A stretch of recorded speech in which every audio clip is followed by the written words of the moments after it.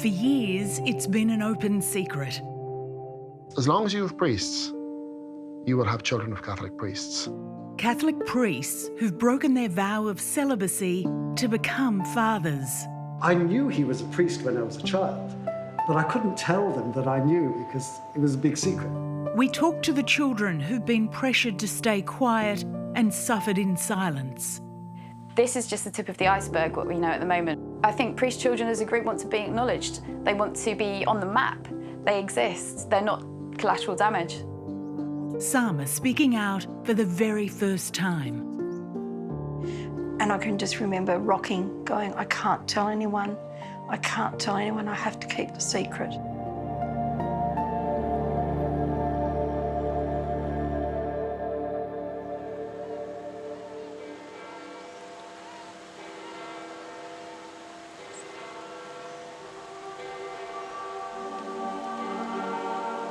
When Catholics seek answers, they look to the Vatican, the seat of power and decision-making for the Church. For generations, if questioned about children of priests, the Church said they don't exist, and if they do, they're an exception. It's hard to say how many children of priests there are around the world. There could be thousands. You mightn't have heard about it, but believe me, they're talking about it behind these walls.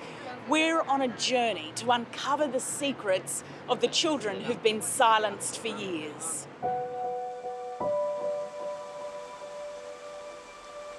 We're going to the very top to get some answers and to understand the depth of the hurt and the scale of the problem. This has been a very big deal, hasn't it, for the Church? Yes. We'll speak to children of priests in a number of countries. But we start our journey at home. The tourist guides boast that Mount Gambier in South Australia offers unforgettable experiences and unique memories. But it's where this story starts for a woman who is missing a lifetime of memories. Hi, how are you?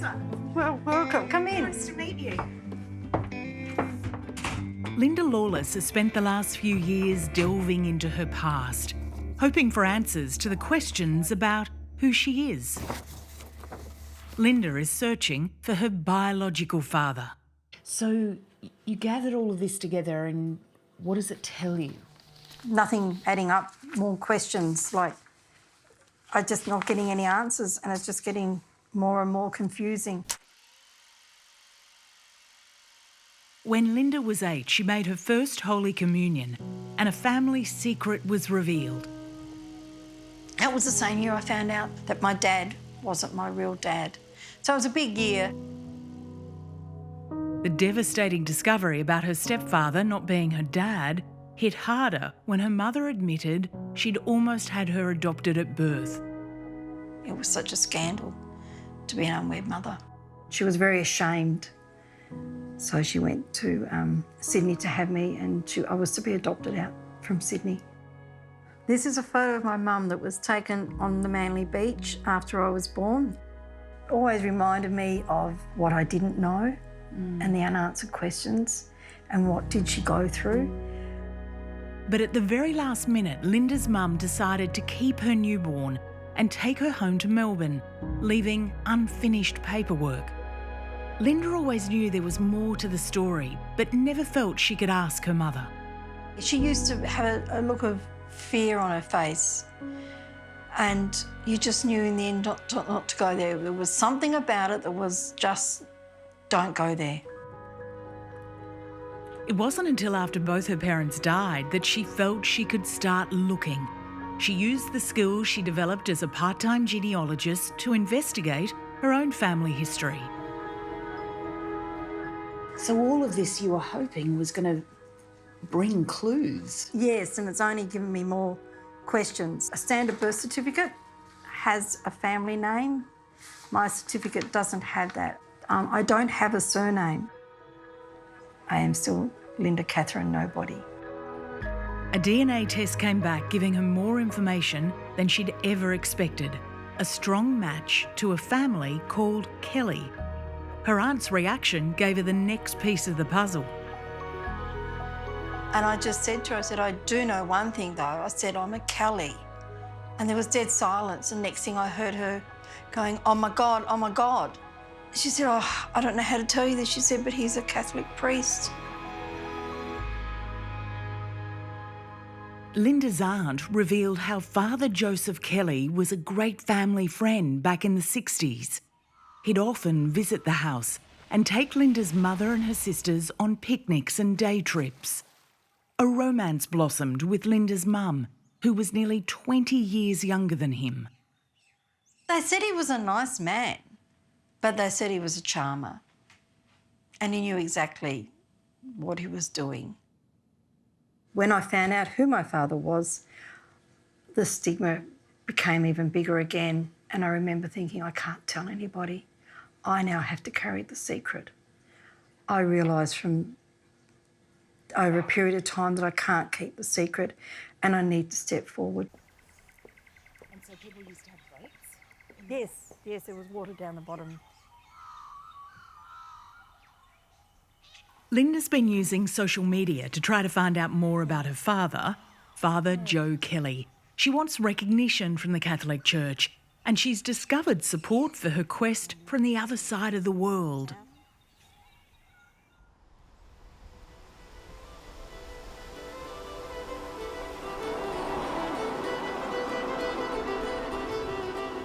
It's in Ireland that children of priests are finding their greatest advocate. Thousands are using the internet and easier access to DNA testing to discover the truth about their parentage. In the little village of Arda, to the west of Dublin, I'm meeting the man who's bringing them all together.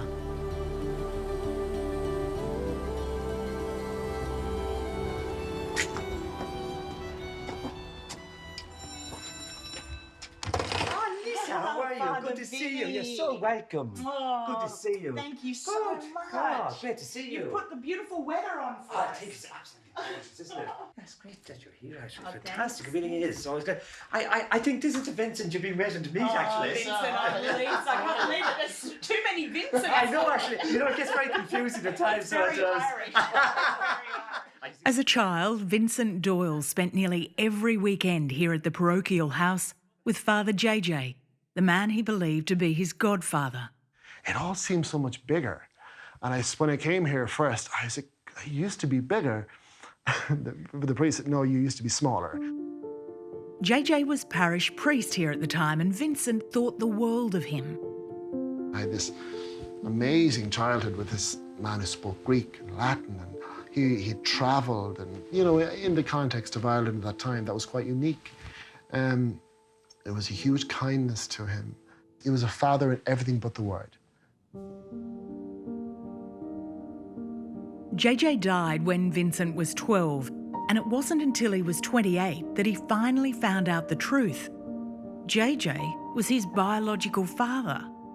I suppose my mother wasn't sure how to tell me, and she wanted me to know. But to me, I mean, that was the antidote to the worst day of my life, the day I lost him. Because that day, I got him back. I spoke to people afterwards about it, and I thought I had this big thing. Wait till you hear this. And they were like, yeah, we kind of knew. And I was like, I think everyone knew, but except me. Even though it was now in the open, people didn't want Vincent to talk about it. All these little phrases, it's a matter of privacy, discretion. What were they really trying to say? Shut up. Keep quiet. Bury this. Vincent Doyle did the exact opposite. He decided he'd set up a website which would help others in a similar situation. He called it Coping, Children of Priests International. And like within a few months, I was like, there's all these countries logging on, and there was hits and Google search phrases and graphs, and it took off.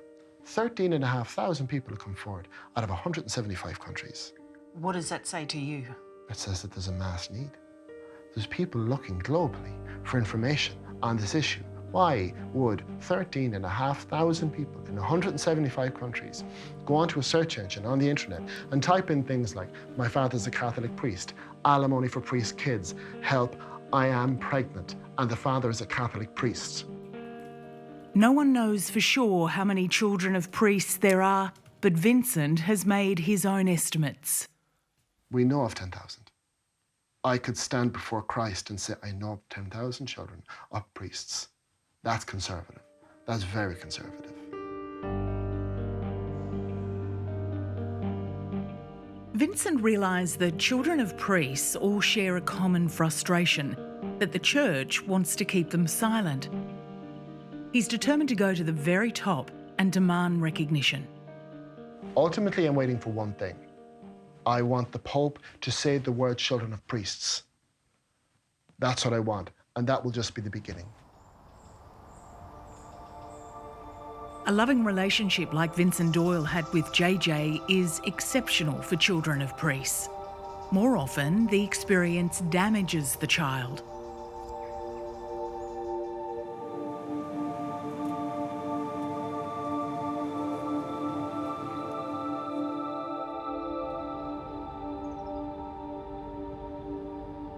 In this peaceful English country village, I'm going to meet a woman who knows better than anyone the trauma children of priests go through.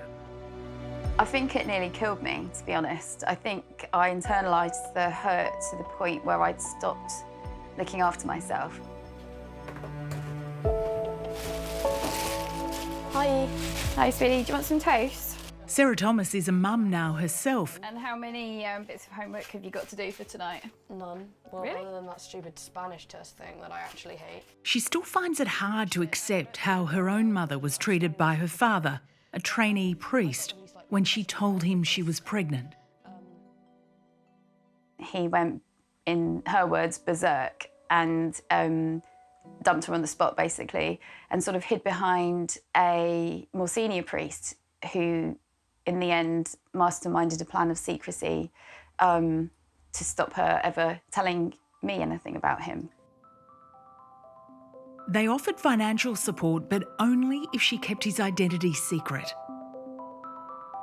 Their intimidation worked for a while, but eventually Sarah's mother told her that her father was a Catholic priest. And at 14, Sarah wanted to meet her father.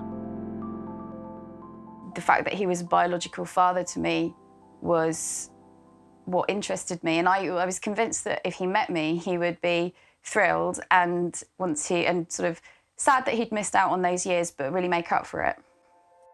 The reality was very different. Seeing him come into the room very cold, I felt very full of shame and self-loathing, that I was the object of his shame and that there wasn't anything I could do. At that point, I had to sort of sit this meeting out, knowing from his actions and how he was speaking that it would never go anywhere. That encounter started a spiral into darkness. Sarah drank too much and partied too hard to try to blank it all out. I was injured in an accident when I was 20, and I had so many multiple injuries that I was in hospital for a long time, but it was almost like having a second chance at life. I'm not going to let my life be at all ruined by this, but at the same time, I've got a steady flow of creative rage at what happened and what's happening right now to other priest children. Instead of turning away from her nightmare, she decided to face it. Hiya. Hi, how you doing? Yeah, good. How are you? All right. You got my essay. She's doing a PhD studying children of priests and has looked at how their experience compares with children who've been sexually abused. Her research is throwing up some startling similarities. There are patterns and themes. A very large percentage of my participants feel that the shame and stigma and the silencing that they've received from the church and communities has contributed towards huge mental distress. I was absolutely staggered when I started analysing my data to find that 56% of my participants had either attempted suicide or had suicide ideation. That's hugely high.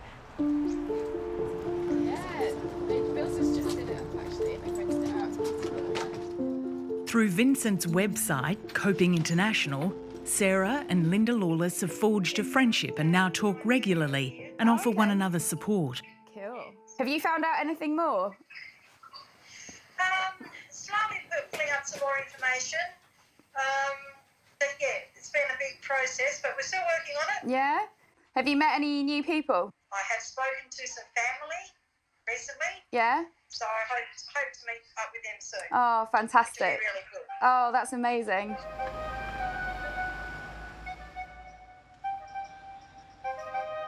In London, I'm going to meet a group of people who've been brought together by Coping. They're starting to form a community, and I'm joining their regular catch-up at the local pub. I knew he was a priest when I was a child, but I couldn't tell them that I knew because it was a big secret. I found out, so I'm the youngest of 5 children. They're all the children of my parents, and I was in my 20s when I found out that actually my natural father is my godfather, who was a Roman Catholic priest. Joe and Michael's stories are forming part of Sarah's research. Their friendship has helped them unlock a lifetime of secrets. I know Sarah's been very upfront with us about how tough times have been. I would imagine it's a bit of a roller coaster. But actually it's more the emotional side when you hear other people talk about the guilt, because you feel guilty even though it's not your guilt, you know, that shame, that secrecy, that was what was, for me, the game changer. Well, you know, most of the people around it, they're all dead. There's only sort of a handful of people now. But you still feel a little bit guilty. For talking about it, yeah. Yeah. I feel guilty. I still feel that shame and stigma, even researching it and speaking publicly about it, and it's something that I have to battle every day, really. With Coping, you know, we've been able to get together with people, and, you know, you can see it. We're mirrors for each other, and, you know, you can see things from a different perspective, and, you know, you realise that you're not alone. The big concern is how to help the next generation of children of priests. Do you hold out any hope that the church will recognise you guys? Is that what you want? I don't care what the Catholic Church thinks of me, but I care about, as I say, those children now. Therefore, it is really important that the church as an institution recognises that there are children of priests and that there are still children of priests. Children of priests want the church to be more active on their behalf. And it's back in Ireland where they may have the best chance of that.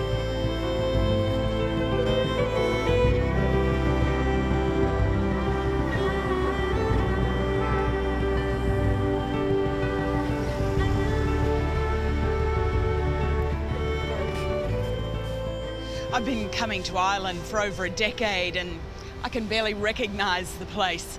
On gay marriage, on abortion, on issues that were once dominated with what the church said. That's no longer the case. There's a real sense of progress here, a momentum for change.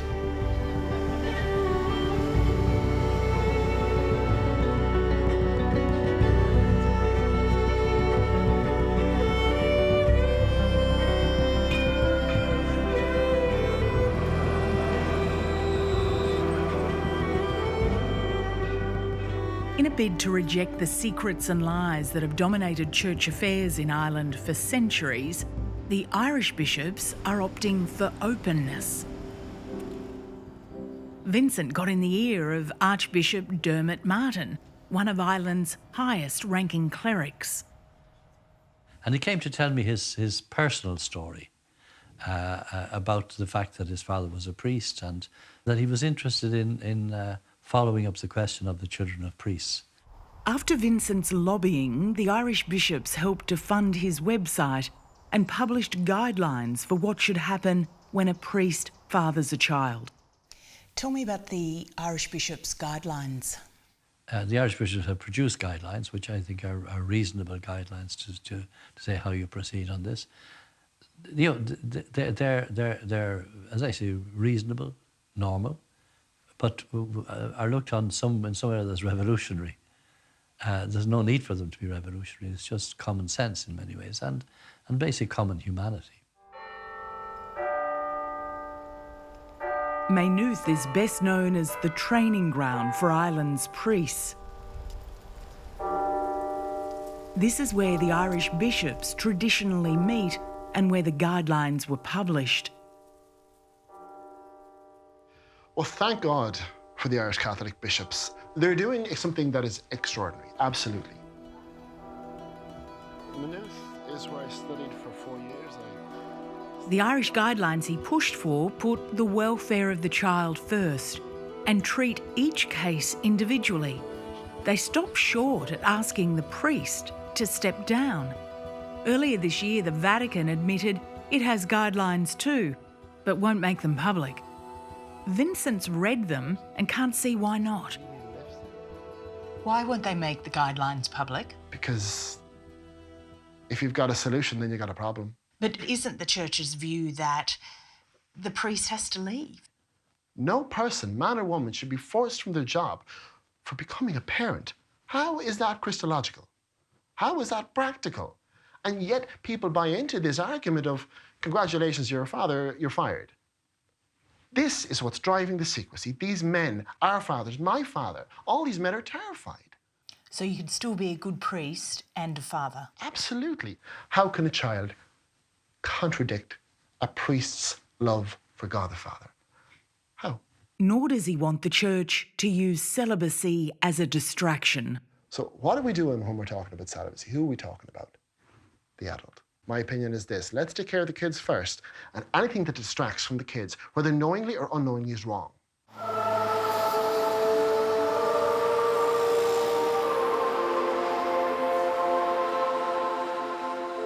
The children of priests we've met are frustrated at how hard it is to get the Church to acknowledge them. I've come to Rome to find out why it's so hard for them to get answers. They're the victims here. They've done nothing wrong apart from be born. And yet their very existence is a problem the Vatican can't or won't deal with, at least not publicly.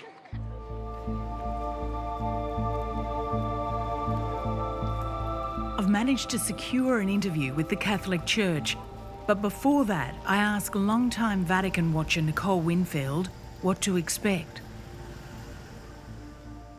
A lot of the adult children of priests still feel that there's immense secrecy about it all. Are you seeing a change at all in the response from the Church? It is still a taboo issue, even though they've acknowledged that it's a problem. It's evidence that priests are not doing what they're supposed to be doing. And I think anytime the Church leadership is confronted with that, the knee-jerk reaction is to recoil and not be fully transparent about it. But coming to Rome to seek answers, we may well be disappointed, you think?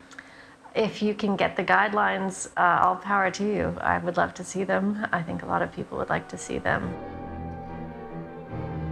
Over the last few decades, the Church has been damaged and disgraced by its cover-up of the clerical sexual abuse scandal. I'm wondering if it'll be more transparent in its dealings with children of priests. Andrea Tornielli is the editorial director of Vatican Communications. He's agreed to be the Church's spokesperson. Thank you very much for your time today. We truly appreciate you speaking to us about this issue. Okay, Thank you. You're welcome. Thank you. Why can't the guidelines be made public? Queste linee guida non sono segrete. Mr. Doyle ha potuto leggerle. Persone interessate potrebbero prenderne visione. Non tutto ciò che è interno, che non viene pubblicato, non vuol dire che sia segreto. Sono delle linee guida però interne per la congregazione. Is it time to consider relaxing celibacy?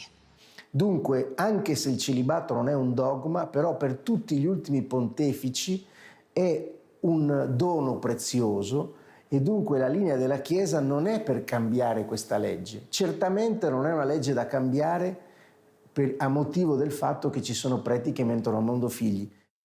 Then finally, a moment the children of priests have been waiting for, an acknowledgement of sorts. This has been a very big deal, hasn't it, for the Church? Yes.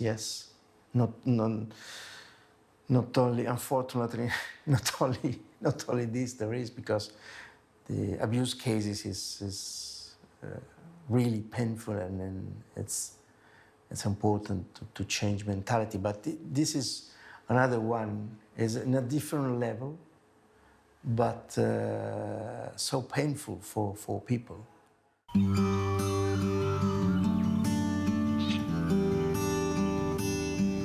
Back in Australia, Linda Lawless's journey to find out who she is and more about her father isn't over. It's been a while since we first met. How have you been going? Yeah, really good, thanks. Been busy researching family members and different people, and today I'm going to meet Peter Finn, who is a friend of my father's. How are you feeling? I'm really excited about it. To me, he's the closest person that I've come across to him yet. I've offered her a lift and a bit of moral support.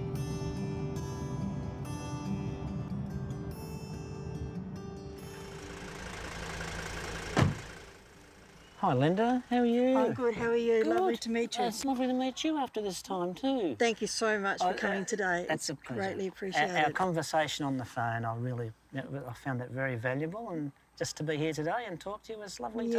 Yeah, and to, for you to take the time so I can learn more about my father it's going to be really, really good. Peter Finn is a former Catholic priest who worked alongside Linda's father. Father Joseph Kelly was a priest here in the 60s. Linda's mother lived close by. St Bridget's was where they would meet.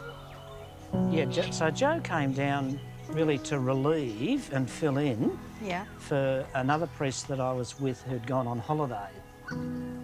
So it's very interesting times, really, because I got to know Joe in that period quite well. Mm-hmm. We sort of hit it off really, really quickly and really easily. So that was great. Yeah, I've heard he was well liked. Yeah, very well. And even in my eulogy at his funeral, I was able to say a lot of things, good things, which you've got a copy of. But then now to realise there was another side to him which I didn't know. Certainly affected my whole family. Yes. And my mother and myself, of course. So feel free to ask me anything you want, and I'll try. I can't just at the moment. No, that's okay. That's all right. That's okay. No, that's fine. For Linda, remembering how hard it was for her mother and finally being able to talk to someone who knew her father, it's a big step forward, but it's a difficult one. Really tough on you. The past is different for each of the children of priests I've spoken to, but they all want the same thing for the future: freedom to speak openly, the right to be heard, and for the Catholic Church to treat them as individuals, not symbols of their father's failure. I'm not doing the lies and the secrecy anymore. I'm not carrying that shame.